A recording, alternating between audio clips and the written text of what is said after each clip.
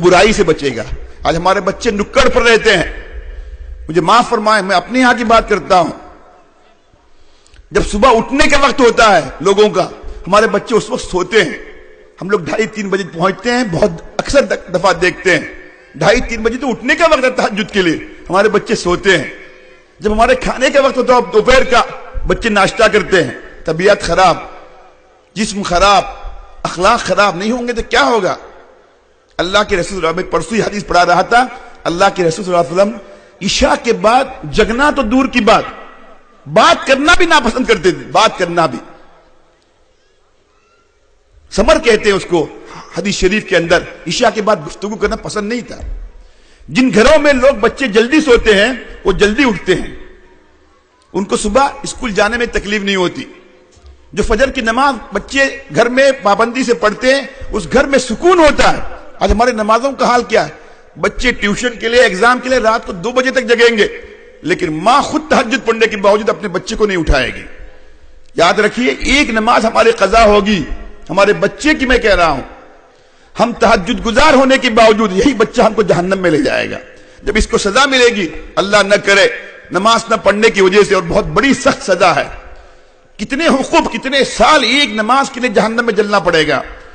یہ بچہ جب حساب کتاب کا موقع آئے گا، اللہ سے یہ کہے گا، ہماری بچی ابا امی تو اٹھتی تھی، یا اللہ ابا تو اٹھتے تھے، مسجد میں جاتے تھے، مجھے اٹھاتے نہیں تھے لاڑ پیار میں، دیر سے سونے کی وجہ سے، کم نیند ہونے کی وجہ سے، اگر مجھے ابا میری عادت ڈالے ہوتے میری نماز قضا نہیں ہوتی۔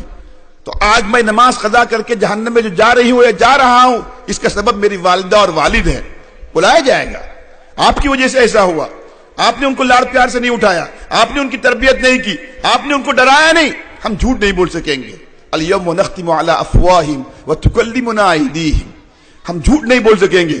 ہماری زبان گواہی دے رہی ہے، ہمارے ہاتھ گواہی دے رہے ہیں، ہماری زمین گواہی دے رہے، سب سے بڑھ کر اللہ گواہی دے رہا، ہم خاموش رہیں گے تو اس بچے سے پہلے ہم کو جہنم میں جانا پڑے گا۔ کیا ہم اس کے لیے تیار ہیں؟